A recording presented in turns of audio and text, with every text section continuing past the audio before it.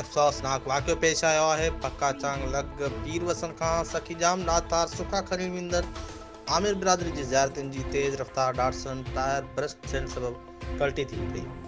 जीअं सबबि डाटसन में वेठल औरतुनि ॿारनि बर्तन में कीहाट पइजी विया। जे बाद इलाइक़े वासियुनि वॾे अंग में पहुता जिन ज़ख़्मियुनि खे डाटसन मां कढे अस्पताल पहुचायो। जल्द हादसे जो शिकार डाटसन सुखा लाइ नवाबशाह लॻ दरगाह सखीजाम ॾातार वञी रहिया हुआ। जल्द ज़ख़्मियुनि में किंज़ा बतूल, अलीना, आतिफ, बाबर, साइमा, मीरज़ादी, नूर ख़ातून, बिल्किस, मुज़म्मिल, बीबुल, आमना, एहसान, साजिद ऐं ॿिया शामिल आहिनि। अस्पताल में संदनि खे फर्स्ट एड वारो इलाज ॾिनो वियो, जॾहिं त ॿिनि ज़ख़्मियुनि में साजिद ऐं एहसान जी हालत नाज़ुक हुजण करे नवाबशाह अस्पताल मुंतक़िल कयो वियो।